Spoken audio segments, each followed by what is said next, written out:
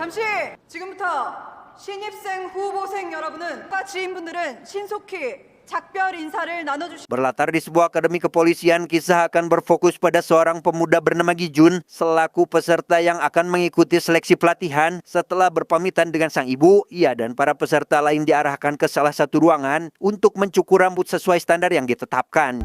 부모님께 대하여 경례!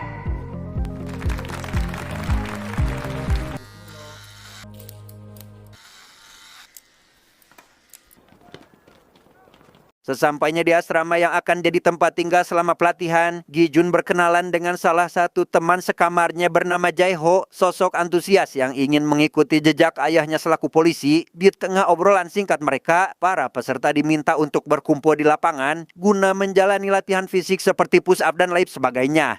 실시!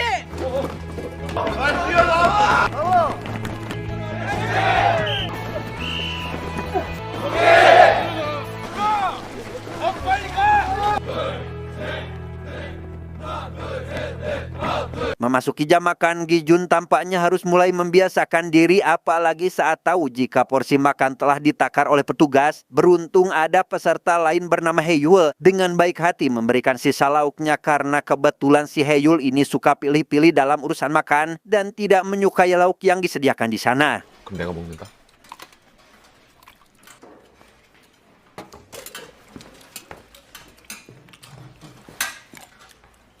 Namari berada di sana, Gijun tinggal mengikuti tahap seleksi akhir yaitu lari menaiki puncak bukit dan menuruninya, di mana Medusa selaku kepala pelatihan memberi waktu selama tidak lebih dari 1 jam untuk para peserta menyelesaikan tahap ini, dan jika lebih dari itu, maka peserta tersebut dianggap gagal.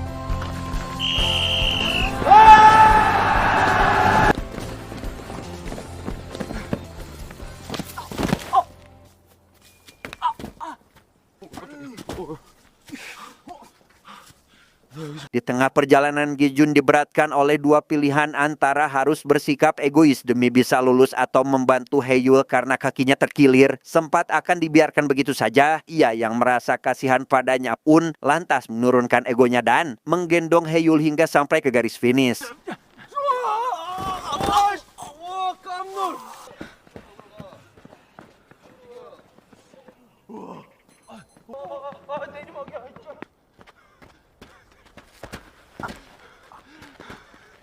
Meski keduanya jadi peserta terakhir yang sampai ke garis finish, beruntung tindakan yang diambil oleh Gijun barusan mendapat respon baik dari Medusa. Medusa menjelaskan bahwa tahap ini memang sengaja diadakan dalam tahap seleksi untuk sebagai pengujian karakter, sehingga Gijun dan Heyul diberi nilai tambahan karena mereka telah menunjukkan betapa pentingnya solidaritas dalam membantu orang lain yang kesulitan. 너희들은 지금부터 법 파산을 재등정한다. 인솔해. 전체 뛰어!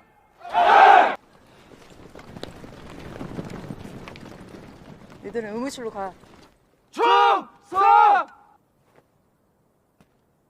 2 tahun sejak tahap seleksi, Gijun tinggal mengikuti pelatihan selama 2 tahun lagi untuk dirinya resmi menjadi seorang polisi yang karena kesehariannya hanya dihabiskan untuk belajar. Ia dan Heyul pun mulai jenuh akan hal tersebut dan tersirat di benak masing-masing untuk mencoba hal baru yaitu mencari pacar. Yang dengan alasan tersebut, mereka mendatangi mentornya bernama Yangsu untuk meminta izin agar diberikan cuti selama beberapa hari. 가. 충성!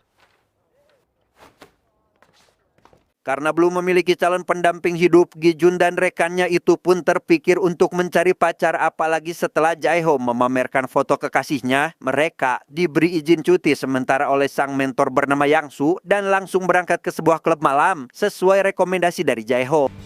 가자. Setelah mendapat rekomendasi dari Jaeho terkait sebuah klub malam yang banyak gadis cantiknya, mereka langsung pergi ke sana dan mulai so asik di depan para gadis berharap akan ada yang menyukai mereka. Namun di luar ekspektasi, mendatangi tempat seperti itu bukan solusi yang tepat karena rata-rata para pengunjung di sana berasal dari kalangan keluarga kaya dan latar belakang polisi, sama sekali tidak diminati oleh para gadis tersebut. 돈도 못 버는 거 왜 해요? 걘 너 아니고. 여기요. Menyadari hal itu, Gi-hun dan rekannya itu pun lekas pergi dari sana dan secara kebetulan melihat seorang gadis yang menurut keduanya dirasa menarik. Curiga jika gadis itu belum mempunyai pasangan, mereka sepakat untuk mengikuti kemana gadis itu pergi sambil menunggu waktu yang tepat untuk agar mereka bisa meminta nomor ponselnya. Saat Gi-jun dan rekannya masih bersaing dengan cara melakukan sweet, mereka tidak menyadari jika si gadis itu sedang dalam bahaya dikarenakan ada sekelompok penculik yang sedang mengincarnya. Yang tepat saat si gadis pingsan dan dibawa masuk ke dalam mobil, mereka pun akhirnya tersadar dan langsung mengejarnya saat itu juga.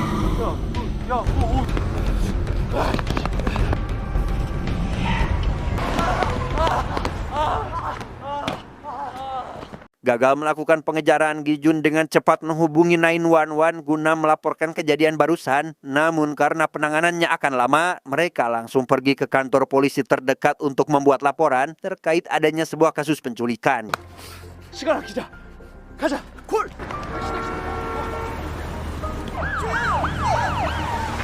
Karena laporannya terhambat oleh birokrasi kepolisian yang rumit, Gi-jun memutuskan untuk menolong si gadis meski belum mempunyai wewenang sah untuk menangani sebuah kasus karena menurutnya menyelamatkan nyawa jauh lebih penting daripada mempertahankan statusnya sebagai mahasiswa.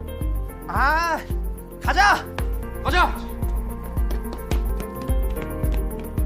Dengan ditemani Hae-yul yang juga siap mengambil resiko, Gi-jun lekas kembali ke TKP penculikan untuk mencari petunjuk terkait identitas gadis itu. Beruntung di sana mereka ingat jika si gadis sempat menjatuhkan kantong kresek yang mana isi di dalamnya ternyata adalah sebuah topoki, sehingga mereka harus mencari warung yang menjual makanan tersebut. 이거 이모네 떡볶이 맞나요? 우리 집 거 아니에요.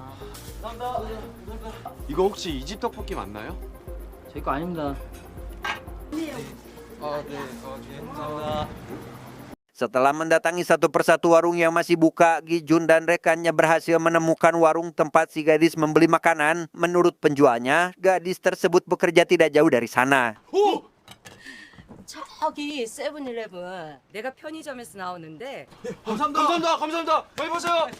Berlokasi di depan sebuah salon jasa pijat, Gi-jun akan menunggu di pintu masuk sedangkan Hae-yul masuk ke salon guna mencari petunjuk. Yang setelah dipersilakan masuk oleh penjaga, Hae-yul dihampiri oleh salah satu pekerja cantik yang ada di sana, membuatnya hampir lupa dengan maksud dan tujuannya datang ke tempat itu. 자, 시작할게요. Setelah memberitahukan terkait ciri-ciri si gadis yang diculik, Hae-yul akhirnya mengetahui nama gadis itu yang ternyata bernama Yun-jung. Menurut si pekerja, sosok Yun-jung ini diketahui telah lama kabur dari rumah dan tinggal di tempat kumuh yang tidak jauh dari tempat ini. 그 윤정 씨 그 사는 집 주소 같은 거 알고 계세요? 내가 애들한테 물어볼까? 물어보세요. 아 그래. Sementara Hae-yul menunggu si pekerja mencatat alamat tempat tinggal Yun-jung, Gi-jun sendiri kini harus dibuat panik saat melihat ada polisi yang berpatroli, sehingga ia terpaksa harus mengalihkan perhatian dengan cara seperti ini.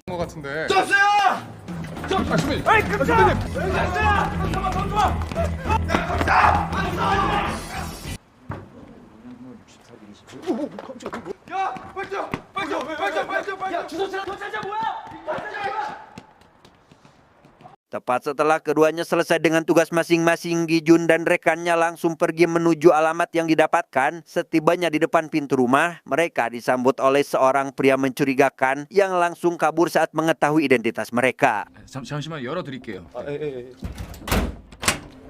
무슨 소리 안 나?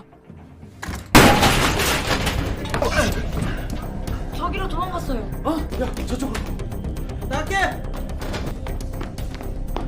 Curiga jika pria itu ada kaitannya dengan kasus ini, mereka langsung berpencar guna mencari sosok itu untuk diinterogasi, berharap akan mendapatkan sebuah petunjuk.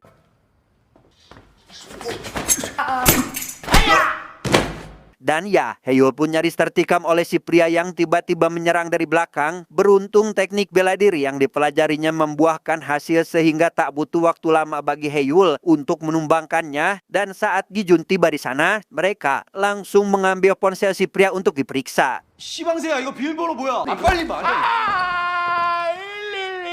Dilihat dari riwayat chatting, pria itu rupanya telah menjual Yunjung pada sindikat penjualan sel telur manusia yang biasa menargetkan gadis pelarian. Setelah mendapat petunjuk terkait orang dalam dari sindikat tersebut, mereka lekas meninggalkan si pria dalam posisi terikat lakban agar tidak bisa melarikan diri. 오늘 거기서 자면 위험할 것 같아.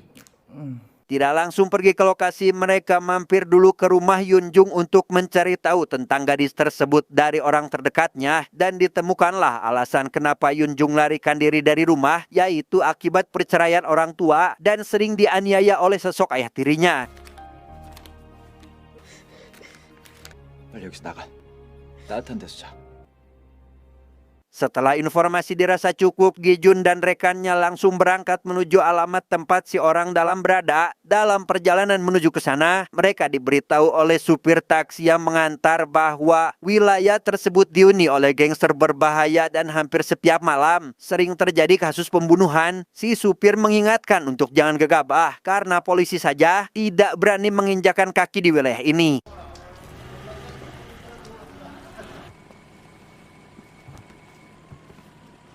Berlokasi di sebuah restoran, Gijun menggunakan ponsel milik si pria untuk menghubungi nomor si orang dalam yang setelah target ditemukan, ponsel milik si pria malah ditelepon balik oleh orang itu sehingga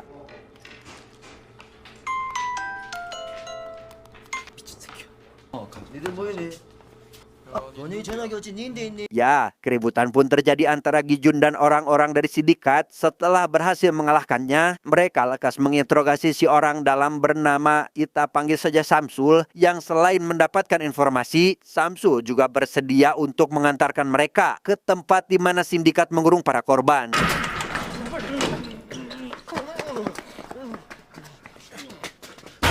야, 여기 맞아? Sesampainya di tempat yang dimaksud, Heyu seorang diri masuk ke salah satu gudang yang di dalamnya terdapat banyak kamar. Setelah sempat mengamati plat mobil yang biasa digunakan oleh pelaku, di sana ia menemukan sebuah label obat bernama Menopur yang diketahui kegunaannya untuk menghasilkan sel telur dalam jumlah banyak, yang itu berarti besar kemungkinan ada sebuah klinik ilegal yang telah bekerja sama dengan kelompok sindikat penculikan ini.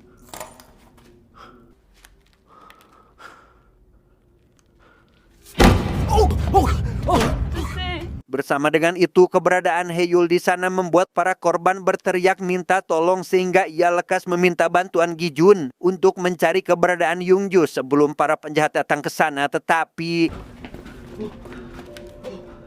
피라고? 일단 병원부터 가자. 아니, 그럼 다른 애들은? 일단 병원부터 가자.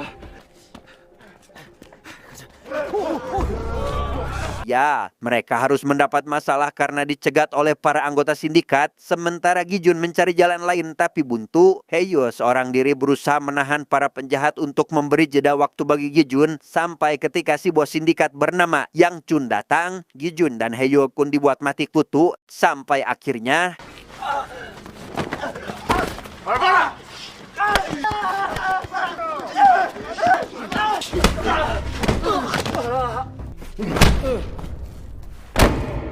disinilah mereka sekarang berada di salah satu ruangan dalam posisi tangan terikat dan digantung. Setelah keduanya sadar dari pingsan, Gijun mengandalkan sisa tenaga yang dirinya miliki untuk melepaskan diri dan juga menyelamatkan Heyul agar mereka bisa pergi dari sana.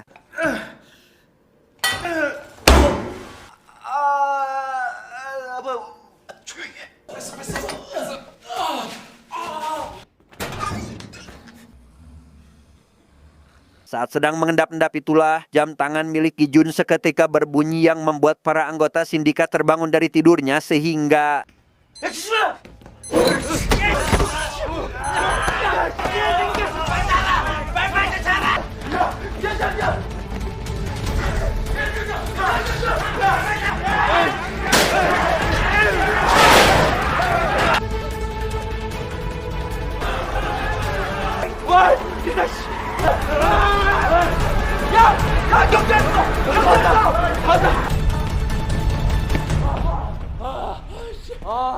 Beruntung Gijun dan rekannya berhasil selamat setelah lari menuju kantor polisi terdekat. Yang Jun dengan cepat menyuruh anak buahnya untuk memindahkan para korban penculikan ke tempat lain karena Gijun sudah pasti akan melaporkan terkait kejahatan mereka. 일단 그 두 사람 신분증 좀 줘보세요. 저희 지갑이랑 핸드폰 다 뺏겨서 아무것도 없는데요. 신분 확인은 반드시 해야 됩니다. 절차예요.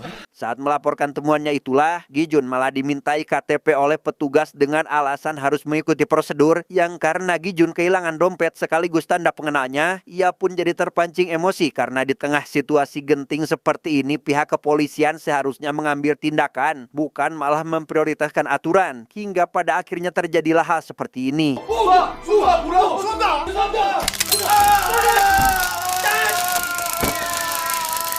Keesokan paginya setelah Gijun meminjam ponsel milik si polisi, Yang Su mendatangi kantor kepolisian tersebut bertanya terkait apa yang sudah mereka lakukan. Heyul lantas menunjukkan label obat yang dirinya temukan untuk sebagai bukti bahwa ada sindikat penculikan yang menargetkan para gadis muda untuk diambil sel kelurnya dan langsung menunjukkan tempat di mana para korban dikurung.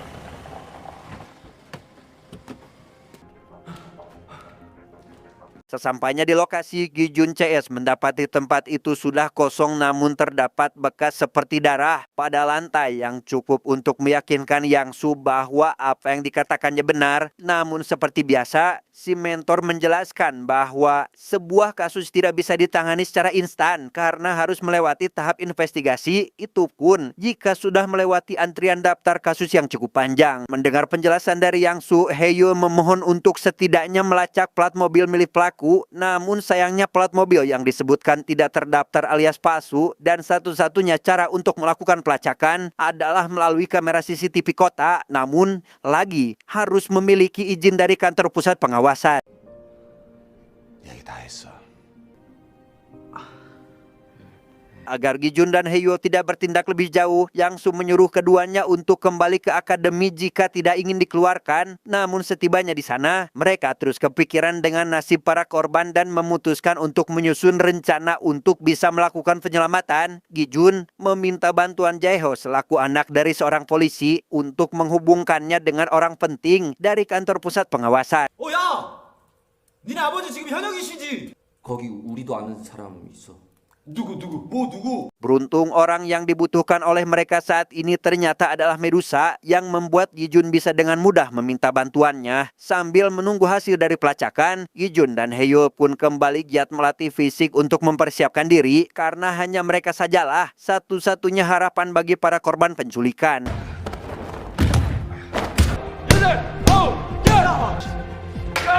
Bukan hanya itu saja, mereka bahkan nekat menjual nama Yang Su hanya demi bisa meminjam peralatan lengkap milik kepolisian. Setelah beberapa hari menjalani latihan, Gijun dan Heyul pun akhirnya mendapat kabar dari Medusa terkait mobil yang mereka cari, di mana mobil itu sering pergi ke sebuah klinik kesuburan sekitar 1 minggu sekali.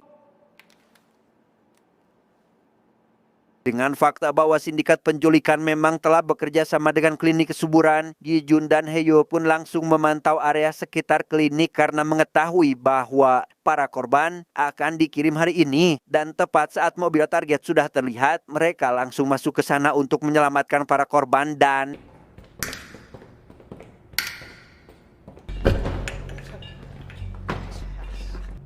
가자.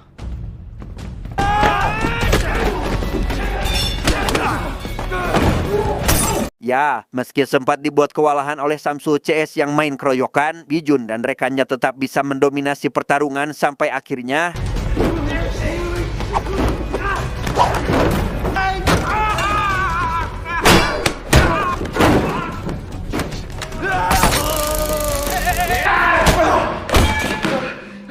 야 괜찮냐?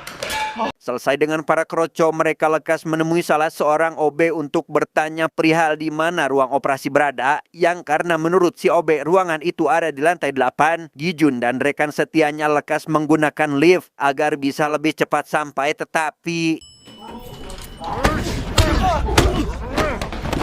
ya, masalah lain pun muncul di mana Yang Chul rupanya sudah ada di sana menunggu kedatangan mereka, yang karena keduanya sudah kelelahan, Yang Chul pun bisa dengan mudah mendominasi pertarungan hingga membuat Gijun dan rekannya kewalahan.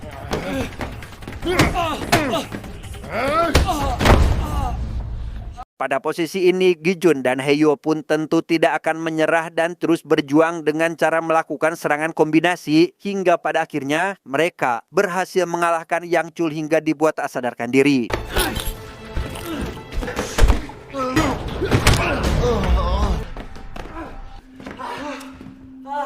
Beres dengan Yang Chul, mereka langsung pergi ke ruang operasi tepat saat dokter akan menjalankan operasi pada Yun Jung. Saat setelah si dokter diamankan dan para korban ditemukan, Gi-jun memutuskan untuk melaporkan masalah ini pada Yang Su meski tahu resikonya adalah dikeluarkan dari akademi. 어쩔 수 없잖아. 하자. 그래 하자.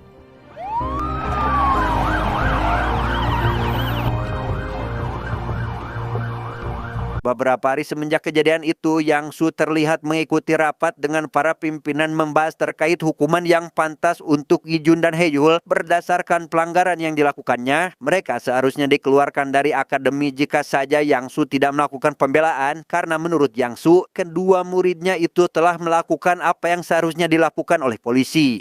그런 애들로 잘 키웠다는 생각이 드니까요.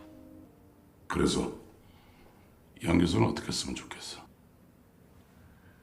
Alhasil, pimpinan akademi pun setuju untuk tidak mengeluarkan Gi-jun dan Hae-yul namun tetap memberi hukuman berupa diskors selama 1 tahun. Bukan itu saja, keduanya juga wajib mengikuti pelayanan masyarakat selama menjalani hukuman skorsing tersebut. 자!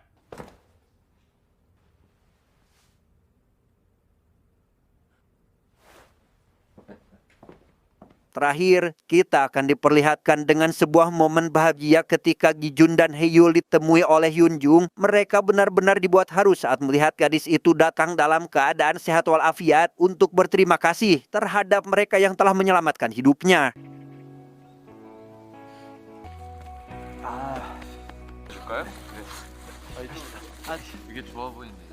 Tamat, ending yang sangat membagongkan.